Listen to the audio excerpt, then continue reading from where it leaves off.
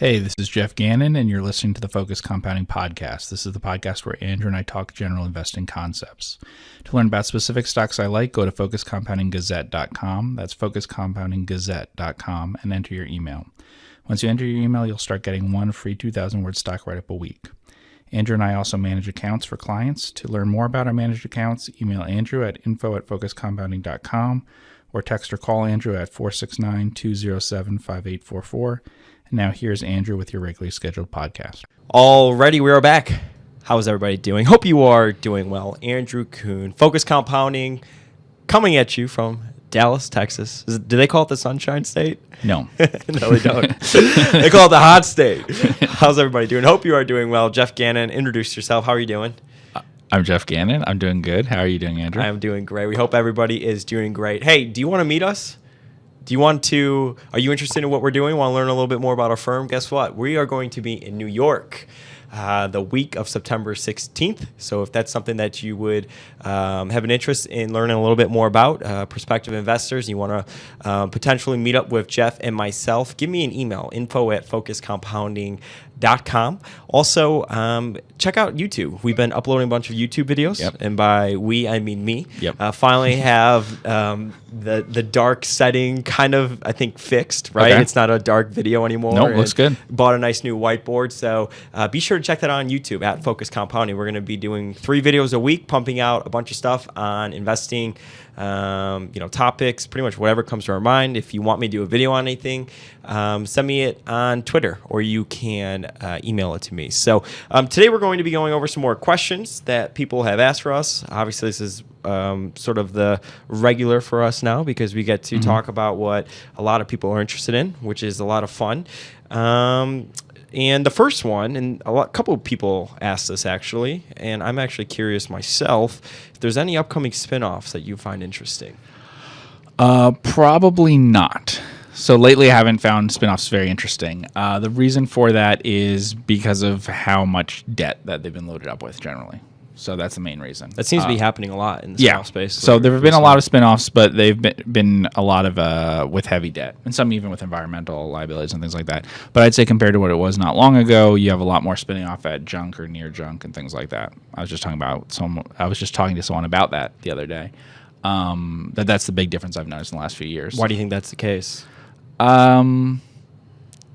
We're pretty late in the cycle, I think, for stocks. I mean, I think that's probably a big part of it. In general, I think you're seeing higher debt loads in terms of corporate debt in the U.S. Definitely more so willingness to buy back stock from companies even when they have debt, or to borrow and buy back. Things like that you didn't see just a few years ago. So it's just been a long time since the recession, I think. So you think like everyone's kind of like wearing rose-colored glasses? Or, yeah. I mean, you haven't had defaults because you haven't had a recession. Yeah. So, I think people are pretty relaxed about that. We're at that point in the cycle.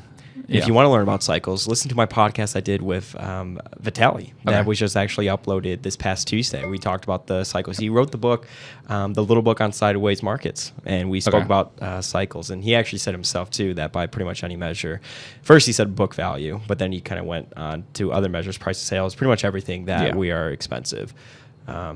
At that point in the cycle. And he's waiting for the swing back to normal times. Yeah. So that's the main reason for spinoffs, why they haven't been that interesting. There have been some really interesting companies that have been spun off, but in terms of both the valuation put on the stock, which tended to be pretty high in the spinoffs, and definitely the amount of debt that they're carrying, mostly I have not found them that interesting. So you just haven't... And I continue, the upcoming ones, I don't see anything that I like right now. Got it. Cool. How do you deal with information overload, especially when it comes to investing, right? All you're doing all day is reading and learning about different things, and how do you deal with that? Well, I'm focused on very few things, so that's a big part of it. So a lot of stuff is irrelevant, and I kind of filter that out, I guess you could say. We're not paying attention to day-to-day stock price moves and things like that. We're not usually paying attention to news, macroeconomic stuff. That's a lot of what noise is. In some cases, we might have just too much information about a stock. I mean, what do you think about that? About if you ever a specific company, you ever find that there's too much? Yeah, I mean, I would say, but to sort of take a step backwards, right? And how do you filter out the noise, right? How do you deal with it? I think a lot of the ideas that we're looking at are businesses that we know pretty much off the bat that we're interested in, right? So Right. actually, Geoff actually recently sent me over a video of Alice Schroeder, which we're going to dedicate a new podcast to this topic. And she was talking about Warren Buffett, how the first thing that he does is if he thinks there's any cat risk, he just says no, right? So the first thing he does when it comes to the investing process for him is if he thinks there's any sort of catastrophic risk or anything in regards to that, he just says no and doesn't even think about the business again from that perspective. And she said how most people do it is they do all the work, all the financial modeling, learn about all the business, and then they think about the risk. That's at true. the end, so they spend all this brain power and all this noise. Yeah, and we don't do that. Yeah. And exactly. So that's my point. Yeah, I feel like we do the same thing. We don't do that at all. One of the first questions that we do in sort of our first checklist things is, okay, is this something that we'd even be interested in? Right. For the accounts, is this something that we'd even would want to learn about? Is there any cat risk? So I feel like for us, that kind of helps us deal with information overload because you're learning a lot more about the things that you're actually interested in or things that are more actionable. Yeah, the three things that we sort out stocks really fast for are is it overlooked or not? Is it predictable enough, like that we that there isn't cat risk, basically what you're talking about, and also to some extent, is it just way too expensive? I mean, we're willing to look at something that might be you can't tell till you've analyzed it that it's expensive, but something that's trading at a really absurd price, 30 times peak earnings or something, is unlikely to be something that we would invest in. So those things sort out a large number of the stocks right away. Yeah, and I would think that it just allows the brain power, I guess you could say. It doesn't take up the capacity that you have, so you don't really have to deal with information overload. Yeah, and you can see like on the watch list that we put out and stuff that it's pretty it's a small number of pretty simple industries generally and stuff. We don't have a big mix of some more complicated things on there. There are entire industries that aren't represented at all, probably. Yeah, I think that's okay, cool. This is an interesting question, and especially with running separate managed accounts, right? Where you're instead of running just one account or a fund or anything like that, you're dealing with a bunch of different vehicles and getting new clients and stuff. It says he wants to learn a little bit more about how you think about portfolio allocation and specifically averaging up or down or like rebalancing. That's a really good question, and as you know, we generally don't do it. Compared to most people, I would say, not that we don't do it at all, but compared to most people, wouldn't you say that we buy a position at one price on average more? Yeah, that sure. In essence, we know how much we'd like to buy, and we try to buy it. Now, the prices we get sometimes are different in illiquid stocks and things like that because we may start buying something and that's happened. Sometimes we do right now own 10% of something just because started to buy, price didn't come down, never came down. We never got, bought more of it, didn't allocate more to it. But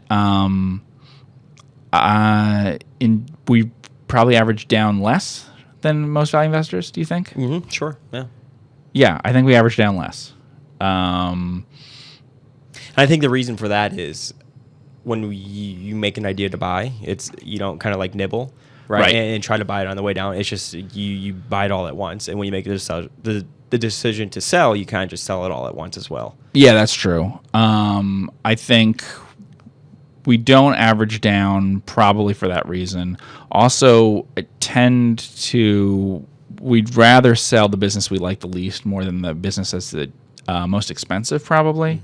A little bit more, whereas some value investors might be that if a stock declines, they like it a lot more than maybe we do. I think I've said before that I think compared to most value investors, I'm definitely not hesitant to sell at a loss, like at even a small loss. Some people want to get back to even in a sense or whatever, and that is irrelevant to me, really. I don't care about the what we show in terms of on that position. But we also don't average up much, I would say. I can't think of lots of cases where we've allocated more to a position once it's gone up. But a real big reason for that is probably that we start with a large position. Yeah. So it's not so much that I would be really against averaging up as much as I probably don't want to overweight something even more, because if it starts going up more than other stocks, you're already overweighting it. So we will trim back sometimes if we think that it gets really out of hand or something. That's something that we do think about. Like if a stock has doubled while others haven't, Yeah. Yeah. How do you go about appraisal? And can you walk through an example of an appraisal? So I go through totally different appraisal depending on the stock. There's That's true. no one way of doing it. Depends on the stock. The easiest ones are free cash flow. So the easiest ones would be What form of free cash flow? Because the crazy Right. part about finance and investing, Yeah. there's a bunch of different definitions for Right. like the same thing, right? There's like unlevered free cash flow, levered free cash flow, no pad. well, yes, a lot of companies use EBITDA minus capex. Yeah, right. Then there's So- cash flow from operations, Right. Minus capex, or no pad. I mean, like Right. there's so many different definitions that people use. Yes. So what I actually use is what I think is the normal free cash flow from the actual business operations in a normal year. For most stocks, it will be adjusted for the enterprise value. So free cash flow relative to enterprise value, basically. So like the free cash flow yield, On the free cash flow value? yield on the enterprise value, basically. However, for some companies that won't be true if they hold a lot of cash and other things like that. For most of the things we have, it would be. They don't have a lot of net cash or net debt. But it depends. So I know that I did a write-up for Focus Compounding where I talked about a timberland company, and my appraisal was based on what I thought the timberland was likely worth and some things like that. And then they got an appraisal of it by somebody. Yeah. So that's a logical method to use as a sales comparison approach. What are other the same number of acres selling for and other things? As of the time this podcast will be up, I will have done a cement company. And part of the thing I'll be discussing, not how I actually appraise it, will be the value an acquirer would put on it, the book value, and the value that the replacement value or the replacement cost. So I'll use all of those. But that's not how I appraise it in terms of myself for buying it. What matters to me is the return that I expect to get from it. And so it's always the method that I use is at what price will this stock, if held from now till as far as I can see out in the future, have the same return as the S&P 500. That's always the method I really use. Mm-hmm. So you can use different approaches with sales, with assets, with whatever you use, but you have to figure that out. So let's dig deep on that. Yeah. Right. So walk us through that process. Okay, so let's say I have a cement company and I think it will return somewhere between 8 and 12% on equity, meaning in my case, I'm talking about free cash flow. So the true business fundamentals is going to return Yeah, that. and it's super cyclical, so the free cash flow especially would be very cyclical. But you could estimate it out over a full cycle and stuff. It's not that hard. Yeah. So you would take free cash flow and divide it by probably the tangible equity. Okay, in this case, they haven't acquired things, so they don't have goodwill and stuff. But for other companies, they might have a lot of goodwill. So then you ask, well, what price am I paying relative to book value in this case? So let's say I think it's going to return 8 to 12%. Well, I might think the S&P 500 will return 8 to 12%, or maybe I think less. But that's enough of a range that you would think, I should buy it around book value. Maybe I shouldn't buy it at 1.5 times book value or something like that. So the actual way of doing the math would be if you think, let's say you think 12%, right? And then let's say you think the S&P 500 will return 10% a year, which I don't, but it helps with the math here. Then you would pay 1.2 times book value, but not more than that. Yeah.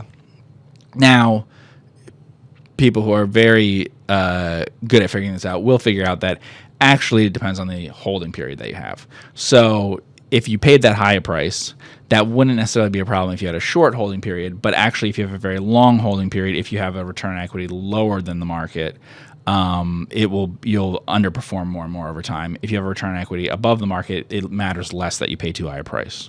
So one problem with that approach is that theoretically for companies with have very high returns on equity. And you're speaking return on equity from the business compare. So if you think the return on equity is 10 to 12%, right? You're comparing that to the long-term return of the S&P 500. Yes. And here's the problem that comes up with that. So if the S&P 500 has a return expectation of 8% and you have a return expectation of 12%, return on equity of 12% in this, that suggests you should pay a higher price to book. But actually, if your time horizon is long enough, it will suggest a surprisingly high price to book is what you should pay. Mm-hmm. I don't really look at it that way. I like to look for like 10 years or something. And when you're saying return on equity, again, getting back to there's a ton of different definitions. Yeah, I would use I know the way you do it. Cash. You use free cash flow. Yeah. But other people may use like net income or some form of EBITDA or something like that, but you use true cash, the true cash that the business generates. Generally, yes. Got it. But there are cases where it would be different because let's say you think there could be a change in ownership. So you want to look at what it would be to someone else buying it. Or you think they could close one thing down and keep another thing open, or,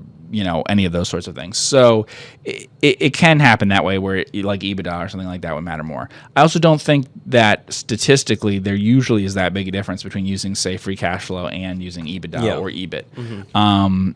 And you could be fooling yourself. You should look at all those numbers, but I see investors a lot of times fooling themselves because they say how cheap it is on EBITDA, and when they mention that, the company produces no free cash flow. Sure. You know what I mean? Yeah. They don't talk about free cash flow in cases where the free cash flow is really low or something like that. They like to talk about the EBITDA. So it depends, and you do adjust for other things, tax rates and things like that. I mentioned cement companies. Cement companies can have a much lower tax rate than other sorts of businesses. So you want to adjust for that kind of thing too. Because of the depreciation and stuff? Yeah. Mostly depreciation and depletion, yeah. Cool. No, I think that's well, we do it all the time. So how do you think we normally appraise things? I mean, we do it constantly. I would say, we think about it in terms of five years usually, right? Okay. Where a private buyer would pay for a business, typically 5 years. What they would pay it, yeah. But what we do differently than most people is it's always based on a free cash flow number. Yeah. I feel like a lot of people, they use EBITDA because a lot of the companies that they're researching, they may not generate free cash flow. So it's almost like they're using different metrics to almost like justify the purchase, right? It's like EBITDA. Right. It's like it always shows a higher form of cash flow. And for people that aren't watching us on YouTube, I'm using air quotes, right? Okay. So so that's why people use EBITDA as opposed to free cash flow, right? Because it always looks cheaper on an EBITDA basis than it does on an actual like free cash flow basis. Yeah. But the way that we do it is it's always free cash flow. But we think about it also. Okay, so if you think the stock is, if you could buy it today for $10 and then you think it's actually probably worth in 5 years, I don't know, $20 and $25, we think about it almost where we do like a eternal, like an IRR calculation on that to see what we think we could potentially earn on it. Right. And then you compare that to the S&P 500. Yeah. Or there's other ways, we think about it, what the actual business will earn. So to your point earlier, you think the return on equity could be anywhere from 10 to 12%. Right. So you're getting that today, and if you think it could grow, right, then that could be an interesting investment. Especially if you think the S&P 500 is probably going to do only like 8 to 10%. Yeah. But I would say what we do differently than most people is a lot of it's always in the form of opportunity cost to the S&P 500. Yeah, I know a lot of people say that, right?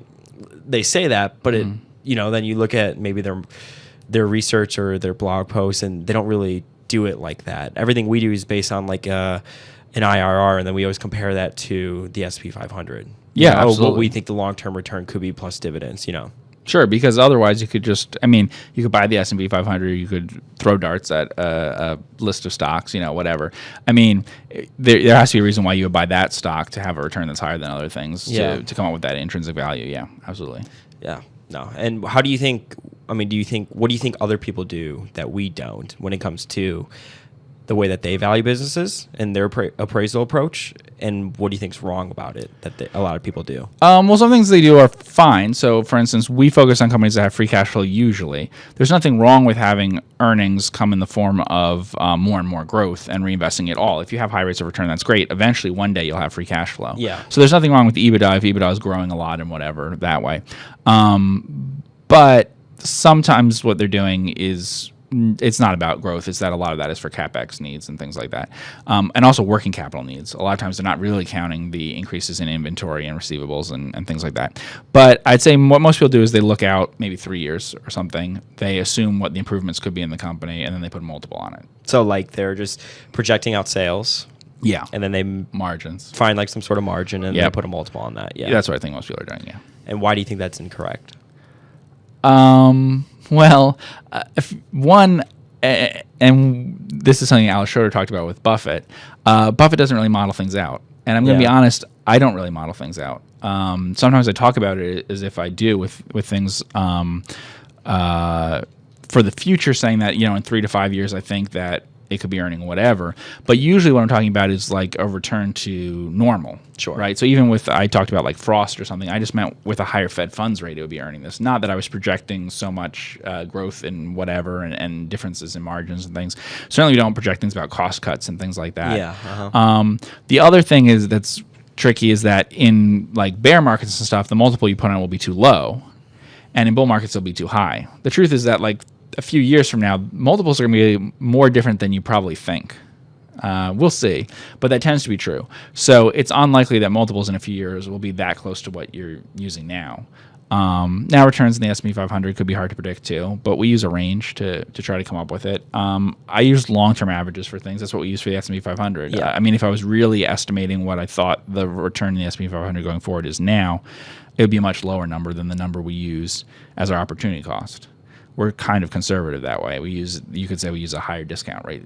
When I see people using EBITDA multiples, they'll use like private equity bought something this year in the same industry. That's the multiple they use, right? I mean, you saw like we bought NACO. Yeah, I was going to say, is that an unfair way to do it? Because if everything works out the way they said, yeah, but I'm works. saying like if a private equity company, they're probably going to approach that company different than like Warren Buffett buying a company, right? Because the private equity company, what are they going to do? Right, it's absolutely true. The problem I see with that is, if you do that in 2006 or 2007, let's say, you would end up thinking the multiple would be very high. And then when you try to exit in 2008 or 2009, the multiple is actually extremely low. Sure. And this happens a lot. You're going to constantly be drawn to make predictions about the future that are too optimistic. I don't see, usually, here's what I almost never see, is someone say, here's my model. The company will deteriorate for the next 3 years. And multiples paid in this industry will decline. Yeah, sure. But that chance is probably the same as the reverse of that. Sure. Yeah. They don't say, oh, this is a hot industry right now, more competition will come in, therefore I predict that there'll be cost pressures here, or that revenues will decline or whatever, and I predict that private equity and people like that will be willing to pay less for this in a few years. That's not usually what they predict. So that's the problem. You're looking out like you're looking out 3 years or something, but really you're using all the information that you have right now today. I use a lot more historical information. That is a big difference. I don't project out the future much, right? And we do use a lot of historical data. Which bakes into the margin of safety, obviously, right? If you're just using historical. Well, we've talked about that before in terms of, I always talk about, well, what's the standard deviation? And to remind you that, you're going to have 2 standard deviations. You have to assume 2 standard deviations to the downside is what you're going to experience in something like margins. And what could that look like? Yeah. So if you have a company that has a 20% margin, which people talk about, they have a 20% EBITDA margin. Okay. We don't use EBITDA, but they may. So we'll say 20% EBITDA margin and 5% standard deviation in the margin in the past. You have to assume that while you own the stock, it's going to have an EBITDA margin of 10%. Mm-hmm. 2 standard deviations is not a very unusual move for a stock, for a company. So, one happens all the time, constantly. So, and in worst case scenarios, what you really are preparing for in things you don't expect to have this happen to, and, once in a generation type things, we're talking more like, it could be 4 standard deviations. Yeah. But you just in terms of probabilities, 2 standard deviations is going to be happening all the time. And yet I don't see people saying, well, the EBITDA is 20% now. There's a good chance the EBITDA margin is 20% now. There's a good chance it'll be 10% in a few years. But there often is a good chance it'll be 10%. There's a good chance it could be 30% too. So then when you think about handicapping that, right, if it still makes sense at a 2 standard deviation move, that's when it could be an interesting situation, right? Yeah. I mean, that's the way that you do think about it, right? When you're talking about using a bunch of historical records as opposed to forecasting, that's the way that we think about it, right? I mean, it's kind of like the bear case, the worst case, and if it all still, or the bull and the, I'm saying the bull and the bear case, and if it still makes sense on it, then maybe that's, interesting to pursue. Yeah. And all the time we use long-term averages in terms of we're not, the first thing I do in every single, when we look at a company, and this is what you have me do, is go back and get the longest record of the sales, the EBIT, and pretty much like net income or some form of free cash flow, and then take the margins of that, and then we always take the standard deviation of it, the coefficient variation, the mean, the average, and the minimum, the minimum, the maximum, and we record what years the minimum and maximum we're in. And that's something I think is a helpful reminder to people that, to say, okay, but what if they have another year like 2006, or if that was the maximum in that industry, or for Frost, the early 90s, late 80s, early 90s was terrible, and what that would be like. And you can say, okay, well, they'll never hit the minimum again because that was a once-in-a-lifetime thing. I don't think people should be going around thinking, well, the decline in this housing stock will be the same as it was, in the housing bust. Sure. But you can look at the past recessions and stuff and assume, yes, next time there's a recession, it'll look like the past recessions that this that this stock had in terms of margins and things like that. Yeah. And like, for instance, when you're doing that calculation, here's one of the problems with doing the, like, okay, let's model out 3 years. Okay, will we have a recession in 3 years or not?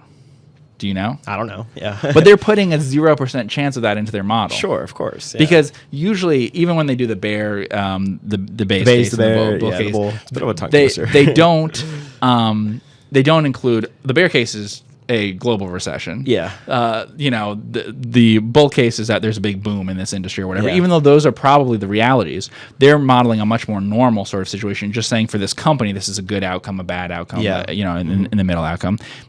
If they get the right weights and everything to it, I think it's absolutely right what they're doing. It's sort of like a DCF. I say all the time that DCFs are correct, but I don't know how to do it in a way that I have confidence in. Yeah. And I don't know how to do those models that people are doing for those businesses. Yeah. But that's what most people, I don't know if it's what most people are doing, but a lot of financial analysis is done that way. A lot of things for inside companies is done that way in terms of modeling out a few years, often like 3 years or something, and looking at what margins and things they expect. But usually what it really is doing is coming in with some assumption from the beginning about like the economic situation or something like that. So the model assumes that there's not a recession, or the model assumes that there's not a big increase in the number of competitors coming into the industry or something like that. It makes those assumptions. Now it could make them in the other direction, and assume that things don't recover as quickly or whatever. But usually, if you look at those models, they're assuming a pretty narrow range of possible outcomes that you have to do with things of an assumptions, like, for instance, like saying that there's not a recession. Mm-hmm. Most of those that you see, if you just go and look at write-ups right now, the model, and this is the model all the time. Yeah. Until you're actually in a recession, then maybe they might model a recession. But absent that, they will not. The models actually don't include what would really happen in a recession in most of those industries. And of course, I'm not saying that you need to do that, because I don't do that. I don't assume that the worst earnings they have are normal. I'm just looking for what's normal. I'm never saying, well, you should only pay a certain multiple of the earnings you'd have in a recession. Mm. I'm saying over time, what's a normal average. But I think it's easier to predict what a long-term average over a cycle has been or something than to predict what something will be in a few years. Cool. I thought that was great. Good job, Geoff. Okay. You earned your paycheck today. Well, I want to thank everybody so much for tuning in with us here today. If you're not following me on Twitter, be sure to do that at Focused Compound, and be sure to follow us on YouTube as well. We are pumping out 3 videos a week. Like I said in the beginning of the podcast, if you want to meet up with Jeffrey and myself, we're going to be in New York the week of September 16th for prospective investors. Mm-hmm. So lots of good things going on. So if that's something you'd be interested in, definitely reach out. I want to thank everybody so much for tuning in. Leave us a rating and review, and we'll see you in the next podcast. Take care. Hey, this is Geoff Gannon, and that was the Focused Compounding Podcast, the podcast where Andrew and I talk general investing concepts. To learn about specific stocks I like, go to FocusCompoundingGazette.com. That's FocusCompoundingGazette.com, and enter your